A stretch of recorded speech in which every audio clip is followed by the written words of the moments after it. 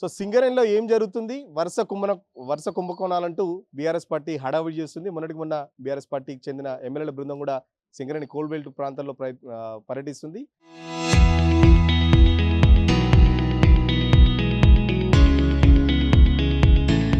ఇటీవల కాలంలో కవిత కూడా సుడిగాల పర్యటన చేస్తుంది. సో మనతో మాట్లాడడానికి గుర్తింపు సంఘం నాయకులు ఉన్నారు. మాట్లాడే ప్రయత్నం చేద్దాం. సార్ ఏం చెప్తారు? సింగరేణిలో వరుస కుంభకోణాలు జరుగుతున్నాయంటూ ప్రధాన ప్రతిపక్షం ఆరోపిస్తుంది. మరి ఏంటి మీ సమాధానం? సింగరేణిలో ఏమైనా కుంభకోణాలు జరిగితే దాని మీద ఎంక్వైరీ పెట్టించి చర్య తీసుకోవాలి. మాకేం అభ్యంతరం లేదు, మేము కూడా సపోర్ట్ చేస్తాం. కానీ లేనిపోని రాజకీయ లబ్ధి కొరకు కొన్ని సృష్టించి అవాస్తవాలు చెప్తే దానివల్ల సింగరేణి ఇమేజ్ దెబ్బతింటుంది, సింగరేణి కార్మికుల మనోధైర్యం కూడా దెబ్బతింటుంది.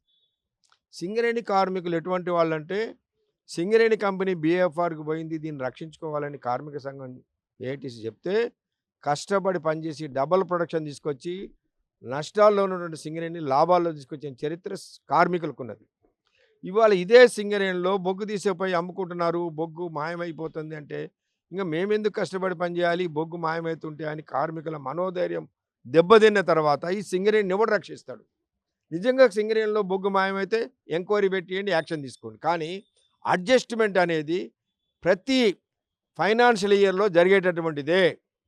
ప్రతి సంవత్సరం కూడా మార్చి 31 నాటికి టార్గెట్ రీచ్ కావడానికి 1 మిలియన్ టన్నో 1/2 మిలియన్ టన్నో తక్కువ ఉంటే సింగరేణి యాజమాన్యం దాన్ని అడ్జస్ట్మెంట్లో చూపించి మళ్ళీ నెక్స్ట్ ఇయరు మళ్ళీ ఏప్రిల్ నుంచి డిసెంబర్ లోపల దాన్ని కలిపేస్తారు. ఇది ఉన్న ప్రాక్టీస్. ఈ సంవత్సరం 4 మిలియన్ టన్నుల బొగ్గు 2024-25లో రాని దాన్ని చూపించారు. 65 మిలియన్ టన్నులు వస్తే 69 మిలియన్ టన్నులు వచ్చిందని చూపించారు. దాన్ని ఈ 25-26 సంవత్సరానికి ఆ 4 మిలియన్ టన్నులని అడ్జస్ట్మెంట్ చేస్తున్నారు. అడ్జస్ట్మెంట్ చేస్తుంటే ఇది మాయమైపోయిందని చెప్తున్నారు.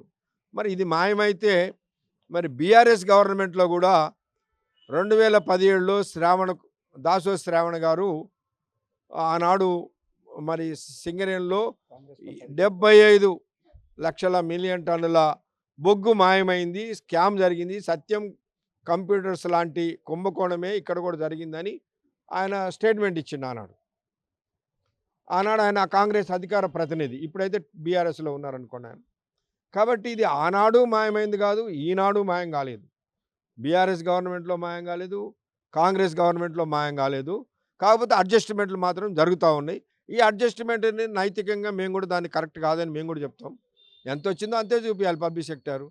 మీ లబ్ధి కొరకు మీరు ప్రమోషన్ల కొరకు ఏదో చూపించడం అనేది కరెక్ట్ కాదనేది చెప్తాం. అంతే, అది చెప్పండి, అంతవరకు ఒప్పుకుంటాం.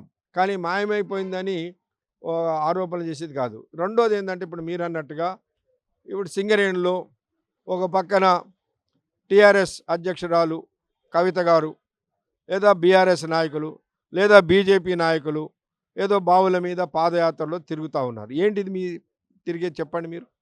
మీరు సింగరేణికి ఏం చేశారు చెప్పండి?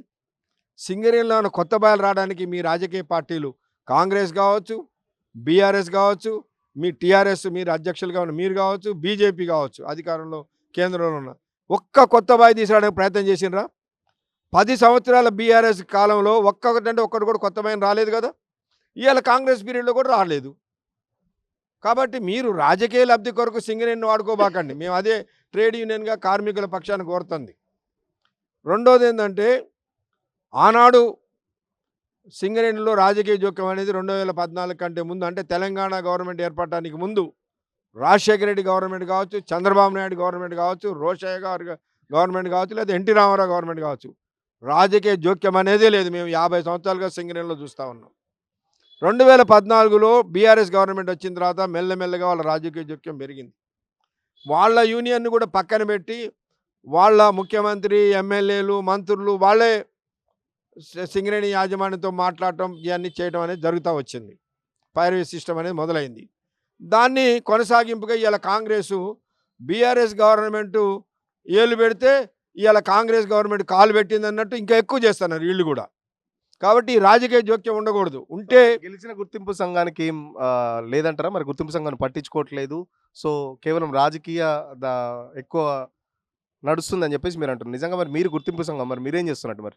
అందుకే మేము గుర్తింపు సంఘంగా మేము సింగరేణిలోని కార్మికులందరిని కూడా ఐక్యం చేయాలని మార్చి నెలలోనే 13 రోజులు సింగరేణి వ్యాప్తంగా బస్సు యాత్ర చేసి కార్మికులందరిని కూడా ఐక్యపరిచి పెద్ద ఎత్తున 3,000 మందితోటి కొత్తగూడెంలో ప్రదర్శన చేసిన సింగరేణి యాజమాన్యానికి ఈ రాష్ట్ర ప్రభుత్వానికి చీమ కుట్టినట్టు కూడా లేకపోతే సమ్మె నోటీస్ ఇచ్చినాం. ఇప్పుడు సమ్మె చేయడానికి కూడా సిద్ధమైనాం. నిన్ననే ఆర్ఎల్సీ ఆఫీసులో నిన్ననే చర్చలు జరిగినాయి. 10వ తారీఖు లోపులో సింగరేణి యాజమాన్యం గుర్తింపు కార్మిక సంఘంతో మాట్లాడి సమస్యలు పరిష్కారం చేస్తే మంచిదే, లేకపోతే 10వ తారీఖు నాడు ఆర్ఎల్సీ ఆఫీసులో పెడతానని చెప్పేసి మరి ఏఎల్సీ అల్టిమేటం ఇచ్చిండ్రు. ఒకవేళ కనుక యాజమాన్యం కనుక పరిష్కారం చేయకపోతే సమ్మె చేయడం గ్యారంటీ, కార్మిక సమస్యల పరిష్కారానికి ముందు ఉండేది గ్యారంటీ. సో మీరేమో అసలు బీఆర్ఎస్ హయాంలోనే రాజకీయంగా జోక్యం పెరిగిందని చెప్తున్నారు. బీఆర్ఎస్ వాళ్ళేమో అసలు మా 10 ఏళ్ల పాలనలో సింగరేణికి పూర్వవైభవం తీసుకొచ్చినాం, కార్మికులకు పెద్దపీట వేసినాం, చాలా వరకు లాభాలలో కూడా వాటా ఇచ్చినామని చెప్పేసి బీఆర్ఎస్ పార్టీ చెప్తుంది. మరి లాభాల్లో వాటా అనేది 2000 సంవత్సరంలో చంద్రబాబు నాయుడు పీరియడ్లోనే శాంక్షన్ అయింది. అది కూడా గుర్తింపు సంఘంగా మేమే ఉండి ఆనాడు 18 రోజులు స్ట్రైక్ చేసిన సందర్భంలో సాధించుకున్న హక్కు అది. ఏ గవర్నమెంటు ఏ రాజకీయ నాయకుడు దయాదక్షిణతో ఇచ్చింది కాదు. 18 రోజులు స్ట్రైక్ తోటి మేము సాధించుకున్న హక్కు అది ఒకటి. రెండోది, మీ పీరియడ్లో పెద్దపీట వేసినాం అంటే మీరేం చేయాలి? కొత్త మైన్స్ తీసుకొస్తే పెద్దపీట వేసినట్టు. మీ 10 సంవత్సరాల కాలంలో ఒక్కటన్నా కొత్త మైన్ చూపిస్తే శాంక్షను మేము దేనికైనా ఒప్పుకుంటాం. మీరు అధికారంలోకి వచ్చేనాడు 67,000 మంది సింగరేణి కార్మికులు ఉంటే మీరు దిగిపోయే నాడు 40,000 మంది సింగరేణి కార్మికులైనరు. ఇవాళ కాంగ్రెస్ వచ్చినది ఇంకో 2,000 తగ్గి ఈ 2 సంవత్సరాల కాలంలో 38,000 మందికే వచ్చారు సింగరేణి కార్మికులు. అంటే మీరు ఎవ్వరు కూడా సింగరేణి కార్మికుల సంఖ్యను పెంచడానికి కానీ, కొత్త మైన్స్ తీసుకురావడానికి కానీ, సింగరేణి అభివృద్ధి కానీ తోడ్పట్టలేదు. బీఆర్ఎస్ అయినా కాంగ్రెస్ అయినా, ఇప్పుడు కవిత గారు కూడా అప్పుడు బీఆర్ఎస్ తరఫున ఉండి కూడా టీబీజీ కేసు అధ్యక్షురాలుగా ఉండి కూడా ఆనాడు కూడా ఒక కార్మిక సంఖ్య కూడా పెంచలేదు. కాబట్టి వీళ్ళంతా రాజకీయ లబ్ధి కొరకే తప్ప సింగరేణి కార్మికుల అభివృద్ధి, సింగరేణి కంపెనీ అభివృద్ధి కొరకు మాత్రం కానే కాదు. సో టీజీబీ కేసు చెప్తుంది ఏఐటీసీ చాలా వరకు ఎలక్షన్లో హామీలు ఇచ్చింది, ఒక్క హామీలకు సంబంధించి మేనిఫెస్టోలో ఒక్క హామీ కూడా నెరవేర్చలేదు, కార్మికులను కేవలం మభ్యపెడుతుంది, ఏఐటీసీ గుర్తింపు సంఘం ఫెయిల్ అయిందని చెప్పేసి టీజీబీ కేసు చెప్తుంది. ముఖ్యంగా సింగరేణిలో గుర్తింపు సంఘం కాదు కదా, యూనియన్లను అసలు వాళ్ళ ఉనికియే ప్రశ్నార్థంగా తెచ్చిన ఘనత టీఆర్ఎస్ పార్టీది. మీరు ఇదే కాదు, వాళ్ళు ప్రభుత్వంలో ఉన్నప్పుడు వాళ్ళకు సంబంధించిన టీబీజీ కేసు నాయకులు అసలు ఈ రాజకీయం ఎట్లా పోతుంది, కనీసం మాకు జెండా ఎత్తే అవకాశం కూడా యూనియన్ నాయకులకు ఇచ్చే పరిస్థితి లేదు, మమ్మల్ని ఎందులో ఇన్వాల్వ్ చేయట్లేదు, వాళ్ళే వేదికల మీద కూర్చుంటారు, అసలు మా పాత్ర పూర్తిగా తగ్గించారని చెప్పి ఆవేదన చెందిన సందర్భాన్ని మేము చూస్తున్నాం, ఇప్పుడు కూడా చూస్తూనే ఉన్నాం. ఉదాహరణకు నేను చెప్తా, ఇప్పుడు ఉన్న కాంగ్రెస్ పార్టీ అనుకోండి, కాంగ్రెస్ పార్టీ ఏం చెప్తా ఉన్నది, వాళ్ళు ఏదో తప్పు చేసిందని చెప్పింది కదా, వీళ్ళు అంతకన్నా ఎక్కువ చెప్తారు కదా. చిన్న లెటరు, క్లర్క్ ఇచ్చే లెటర్ ఈరోజు ముఖ్యమంత్రితో ఉప ముఖ్యమంత్రితో ఇప్పిస్తారు. అంటే యూనియన్ పాత్ర ఎక్కడ ఉంది? అది అసలు యూనియన్ పాత్రను మినిమైజ్ చేయడానికి ఈ రెండు పార్టీలు పోటీ పడ్డాయి. వాళ్ళ అంతకన్నా దీన్ని బొందబెట్టడానికి ప్రయత్నం చేశారు. అందుకనే టీఆర్ఎస్ పార్టీ స్టేట్లో ఓడిపోగానే యూనియన్ రద్దు చేశారు. ఫస్ట్ యూనియన్ రద్దు చేసేసారు, ఎందుకంటే యూనియన్ చేయబట్టి మేము ఇబ్బంది పడ్డామని. తర్వాత వాళ్ళు మేల్కొని వాళ్ళు ఏదో మళ్ళీ దాన్ని స్టార్ట్ చేశారు. కాబట్టి మీ ద్వంద్వ విధానాలు, మీ 2 నాలుకల విధానాలు ఈరోజు యూనియన్ మీద, ఇది నేను చెప్తా ఉన్నాను కదా, సింగరేణిలో ఆఫ్టర్ ఆల్ ఈరోజు కార్మిక సంఘాలను ఆఫ్టర్ ఆల్గానే చూస్తూ ఉన్నారు. ఉదాహరణకు నేను చెప్తే ఎన్ని స్కాములు అయినాయండి టీఆర్ఎస్ స్కామ్లో. దాదాపు క్లరికల్ స్కామ్ అయితే దాదాపు ఒక్కొక్కరి ఇంట్లో 3-4 అపాయింట్ అయ్యారు. 3 ఎవరు? కవిత కాదు, అప్పుడు గౌరవాధ్యక్షురాలు. ఈ సింగరేణిలో అవినీతికి ఆజ్యం పోసిందే బీఆర్ఎస్ పార్టీ. అసలు బొగ్గుబాయిలు అమ్ముకునేదే బీఆర్ఎస్ పార్టీ. కాకపోతే ఇప్పుడు యూనియన్, నేను ఒప్పుకుంటా ఉన్నా, ఈ ప్రభుత్వాలు చేయబట్టి యూనియన్ పాత్ర తగ్గింది. అందుకనే ఈరోజు సమ్మె నోటీస్ ఇచ్చినాం. ఈ సమ్మెకు ఈరోజు ఈ యొక్క మేనేజ్మెంట్ కానీ ప్రభుత్వం కానీ సమాధానం చెప్పాలి, లేకపోతే సమ్మెకు పోతాం ఇచ్చిన డిమాండ్ కనుక పరిష్కారం కాకపోతే. సాధ్యమైంది అంటారా? రాజకీయ పార్టీల జోక్యం లేకుండా యూనియన్లు నడుస్తాయి అనుకుంటారు? ఎందుకంటే ప్రతి ఒక్క యూనియన్కి ఒక్కొక్క పార్టీ అనుబంధంగా ఉంటుంది కదా, మరి సో ఎట్లా మరి సాధ్యం? ఇప్పుడు ఈరోజు ఒకటే సార్, కోల్ ఇండియా ఉంది, కోల్ ఇండియాలో యూనియన్ లేవు, ఇండిపెండెంట్గా ఆర్గనైజ్ చేసుకుంటా ఉన్నారు. 51% వాటాదారుడైన ఈ యొక్క స్టేట్ గవర్నమెంటు పూర్తిగా 2014 నుంచి ఇన్వాల్వ్ అవుతా ఉంది. మరి కోల్ ఇండియా ఎట్లా సాధ్యమైంది? కోల్ ఇండియాలో no union, no no no political party. వాళ్ళు మేనేజ్మెంట్ కలిసి మాట్లాడుకొని సమస్యలు పరిష్కారం చేసుకుంటారు. మరి ఇక్కడ ఎందుకు తెస్తా ఉన్నారు వీళ్ళు? అందుకనే కార్మికులందరికీ మేము అప్పీల్ చేస్తూ ఉన్నాం, నాన్ పొలిటికల్గా వద్దాం. ఈరోజు మేము సాంబశివరావు గారిని బాయిల మీద మీటింగ్ పెట్టనీయం. కాకపోతే ఆయన గౌరవ అధ్యక్షుడు, నేను పొలిటికల్గా ఇప్పుడు కాదు. ఈ కమ్యూనిస్ట్ పార్టీ ఏఐటీసీ అనేది 100 years నుంచి పనిచేస్తూ ఉన్నాం. ఎక్కడ రూలింగ్కి వచ్చింది లేదు. మా ద్వారా రాజకీయాల్లో మీరు కూడా ఉన్నారు కదా, అన్నికి లేదు. ఎందుకంటే ఈరోజు అసంఘటిత రంగానికి, ఆ రంగాలకి, ఈ రంగాలకు అన్నిటికీ నాయకత్వం వహించేది మేము. ఈరోజు రూలింగ్లో ఉన్న మీరే నాశనం చేస్తూ ఉన్నారు కదా. ఈరోజు కేసీఆర్ గారు అసలు తెలంగాణ రాకముందు రాజశేఖర్ రెడ్డి సింగరేణి తెలంగాణను బొందలగడ్డ చేసిండు, మొత్తం ఓపెన్ కాస్ట్లు తెచ్చిండు. మన యొక్క పార్టీ రాగానే కంప్లీట్గా ఓపెన్ కాస్ట్ల బదులుగా అండర్ గ్రౌండ్ తెద్దామన్నాడు. ఒక్క అండర్ గ్రౌండ్ తేలే, ఓపెన్ కాస్ట్లు విపరీతంగా పెరిగిపోయినాయి. మ్యాన్ పవర్ అక్కడ ఉన్నప్పుడు ఇప్పుడు వీళ్ళు వచ్చినాక తగ్గింది. నేను ఒకటే మాట, అధికారం వచ్చేదాకా ఒక మాట, అధికారం వచ్చినాక ఇంకొక మాట. కానీ యూనియన్లకు అట్లా ఉండదు. ఎందుకంటే యూనియన్ల పాత్ర మినిమైజ్ అయింది, మేనేజ్మెంట్ యూనియన్లు చర్చించుకునే విషయాలు కూడా చాలా మినిమైజ్గా ఉంటాయి. కాబట్టి అవసరమైతే సమ్మె, మేనేజ్మెంట్ వినకపోతే కార్మిక సంఘాలు అన్ని కలుపుకొని సమ్మె చేసిన అనేక సందర్భాలు తీసుకున్నాయి. కాబట్టి రాజకీయాలు పోవాలనే కోరుకుంటా ఉన్నాం. అందుకనే కార్మిక వర్గానికి కూడా మళ్ళీ అప్పీల్ చేస్తాం, నాన్ పొలిటికల్గానే మనం మాట్లాడుకుందాం. లేకపోతే మీరు నాశనమయ్యే కార్మిక వర్గం. ఈరోజు చిన్న క్వార్టర్, అసలు ఈ జనరల్ మేనేజర్లే మంత్రుల దగ్గర పోయి పోస్టింగ్ తెచ్చుకుంటా ఉన్నారు. ఇక ఇది పొలిటికల్గా మేము దీన్ని ఎవడు ఆపాలి? ఇప్పుడు జనరల్ మేనేజర్ ఎంత తప్పు చేసినా పరాకాతు. ఇప్పుడు తప్పు చేస్తే ఒకవేళ యాక్షన్ తీసుకోవాలన్నా మంత్రి దగ్గర పోతే ముట్టుకోక మావాడు అంటారు కదా, అయిపోయి. మరి ఎవరికి నష్టం వస్తుంది దీని మీద? కరప్షన్ అక్కడి నుంచి కింద దాకా ప్రోత్సహించేది ఎవరు? అదే ఆలోచించాలి కదా. ఈరోజు ఏఐటీసీ మీరు సాధ్యమేనంటే ప్రయత్నం చేస్తాం, కార్మిక వర్గాన్ని చెప్తాం, వింటే విన్నర్, లేకపోతే ఇంకా చెప్తూనే ఉంటాం. ఇప్పటికైతే మేమైతే మా ఫైటింగ్ నాన్ పొలిటికల్గానే ఉండాలి, కేవలం యూనియన్లే పనిచేయాలనేది మా డిమాండ్. స్ట్రైక్ సంబంధించి ఆల్రెడీ నోటీస్ ఇచ్చామని చెప్తారు. సో స్ట్రైక్ రెడీగా ఉన్నారా? మరి కార్మిక లోకం ఎట్లా ఉంది, వాళ్ళ మూడ్ ఎట్లా ఉంది మరి కింద గ్రౌండ్ లెవెల్లో?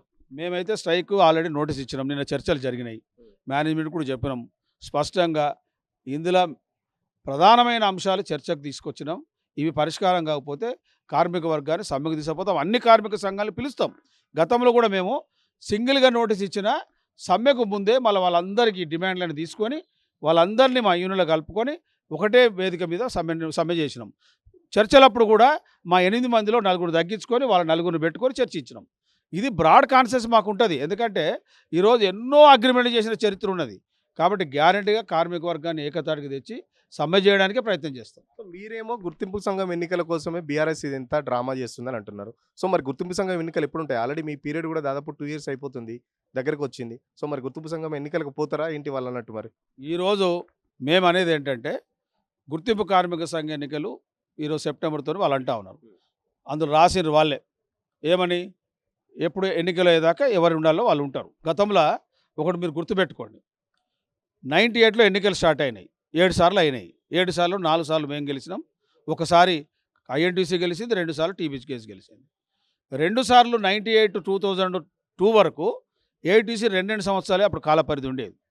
ఎప్పుడైతే ఐఎన్టీసీ గెలిచిందో వాళ్ళ గవర్నమెంట్ ఉన్నది కాబట్టి 4 years చేసుకున్నది. తర్వాత ఏఐటీసీ గెలిచింది 4 years ఉన్నది. తర్వాత టీబీజీకేఎస్ గెలిచిన తర్వాత 2 పర్యాయాలు 11.5 సంవత్సరాలు ఉన్నది. 11.5 సంవత్సరాలు ఉన్నది. ఇప్పుడు మళ్ళీ 2 years అని అంటా ఉన్నారు. మేము మ్యాక్సిమం మా యొక్క న్యాయ పోరాటాలు చేస్తాం. ఎన్నికలు వస్తే అవసరమైతే ఎన్నికలకు పోతాం, దాని భయపడేది లేదు కదా. కాబట్టి ఎన్నికలు వస్తాయని ఈ సింగరేణిలో కార్మిక వర్గాన్ని కన్ఫ్యూజ్ చేసే ప్రయత్నం చేస్తారు, పొల్యూట్ చేసే ప్రయత్నం చేస్తూ ఉన్నారు. సింగరేణిలో అనవసరమైన కార్మికులను ఇబ్బంది పెట్టే కార్యక్రమం చేస్తామని నేను ఒకటే చెప్తా ఉన్నా. గుర్తింపు సంఘం ఎన్నికలు జరిగితే పోటీ చేసే దమ్ము లేకనే ఏఐటీసీ ఇవన్నీ చెప్తుంది అని టీజీబీ కేసు చెప్తుంది. మరి ఏం చెప్తారు మరి వాళ్ళకి? పోటీ చేయకుండా ఇంతవరకు లేము. అవసరమైతే పోటీ చేయకుండా ఉన్నది వాళ్ళు. రాష్ట్ర ప్రభుత్వం టీఆర్ఎస్ ఓడిపోగానే ఫస్ట్ అస్త్ర సన్యాసం చేసింది టీబీజీకేఎస్. వాళ్ళ పార్టీ టీబీజీకేఎస్ని రద్దు చేసింది. ఏఐటీసీని రద్దు చేసే దమ్ము ధైర్యం ఎవరికి లేదు. ఎందుకంటే మా కాన్స్టిట్యూషన్ మాకున్నది. ఈ కమ్యూనిస్ట్ పార్టీ కూడా రద్దు చేసేందుకు సంబంధం లేదు. ఏఐటీసీకి అంటూ ఒక ప్రత్యేక నిబంధన వాళ్ళు ఉంది. కాబట్టి దీనికి స్వయం ప్రతిపత్తి ఉన్నది. కాబట్టి బరాబరుగా ఉన్నా లేకున్నా 10 years ఓడిపోయినా మళ్ళీ మేమే గెలిచినాం. కాబట్టి అట్లా భయపడి ఎన్ను చూపెట్టే సవాలే లేదు. మీరు అవసరమైతే ఈరోజు కనుక ఈ పార్టీ పోతే మళ్ళీ నెక్స్ట్ పార్టీలో చేరడానికి వీళ్ళందరూ రెడీగా ఉంటారు. టీబీజీ కోసం అది నడుస్తూనే ఉంది కదా. ఈరోజు అందరు పోలేదా? మళ్ళీ పోయిండు, కవిత పెట్టుకోలేదు ఒక పార్టీ అందులో ఉన్న వీళ్ళు కూడా రేపు పోని, రేపు ఈ యూనియన్లు ఉంటే నేను చెవిస్తాను నేను. కాబట్టి వాళ్ళకు రాజకీయాలు కావాలి, డబ్బులు ఎక్కడుంటే అక్కడికి వెళ్ళిపోతారు, ఈ నీళ్ళు ఎట్లుంటే అట్లా పోతారు. మేము నీళ్ళున్నా లేకపోయినా ఒక పొజిషన్ తీసుకుంటే అక్కడే ఉంటాం. ఇందులోనే అవసరమైతే చచ్చిపోతే ఎర్రజెండా కప్తారు తప్ప ఇంకో దానిలో పోయేది ఉండదు. సో, ఖచ్చితంగా ఏదైతే బీఆర్ఎస్ పార్టీ ఆరోపిస్తున్నట్టు కుంభకోణం జరిగిందని ఆరోపిస్తుందో అది ప్రతిసారి ప్రతి ప్రభుత్వంలో జరిగేదే. సో గత ప్రభుత్వంలో జరిగినప్పుడు కూడా చాలా వరకు వీళ్ళు కూడా అలాగే చేశారు. సో ఎక్కడ కూడా దొంగతనం జరగలేదు. కేవలం గుర్తింపు సంఘం ఎన్నికల కోసమే బీఆర్ఎస్ పార్టీ ఒక డ్రామా చేస్తుంది. గత 10 ఏళ్లలో అసలు సింగరేణి కార్మికులను పట్టించుకొని ప్రభుత్వం ఏదైనా ఉందంటే ఖచ్చితంగా బీఆర్ఎస్ ప్రభుత్వమే. బీఆర్ఎస్ ప్రభుత్వం వచ్చినప్పటి నుంచే రాజకీయ జోక్యం కూడా ఎక్కువైంది. సో దానికి సంబంధించి కంటిన్యూ అనేది ఇప్పుడు కాంగ్రెస్ ప్రభుత్వంలో కూడా నడుస్తుంది. చిన్న చిన్న పనులకు కూడా ఎమ్మెల్యేలు మంత్రుల స్థాయి వరకు వెళ్లాల్సి వస్తుంది. గుర్తింపు సంఘంగా అసలు మాకు ఎలాంటి పరపతి లేకుండా పోతుంది. ఖచ్చితంగా గుర్తింపు సంఘం ఉన్నది కార్మికుల శ్రేయస్ కోసమే. సో భవిష్యత్తులో కూడా సింగరేణి సమస్యలకు సంబంధించి ఇప్పటికే యాజమాన్యాన్ని కూడా నోటీస్ ఇచ్చాం. అవసరమైతే సమ్మెకు కూడా పోవడానికి సింగరేణిలో ఉన్న పెండింగ్ సమస్యలన్నీ పరిష్కరించడానికి ఏటీసీ తరపున కార్మికుల తరపున కొట్లాడతామని చెప్పేసి నాయకులు చెప్తున్న పరిస్థితి. వీడియో జర్నలిస్ట్ గజపతో సురేష్, ఆర్టీవీ కోసం, హైదరాబాద్.